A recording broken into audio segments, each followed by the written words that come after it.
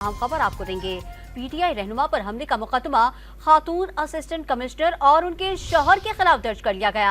इस बारे में मज़ीद तफसीलात जानेंगे डॉन न्यूज़ के नुमाइंदे अब्दुल हकीम से। अब्दुल हकीम, एफआईआर में क्या कहा गया है, तफसीलात से आगाह कीजिएगा।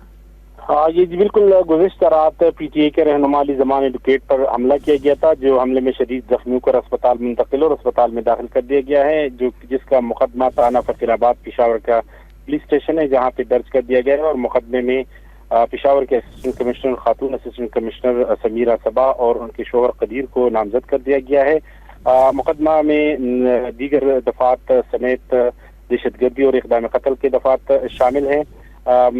मुकदमे में ये कहा गया है कि इनके शोहर और उनके साथी जो है उन पे हमलावर हुए और चाकू से वार करके उन्हें जख्मी कर दिया गया है। मुकदमा थाना फकीराबाद पुलिस स्टेशन में दर्ज कर दिया गया है।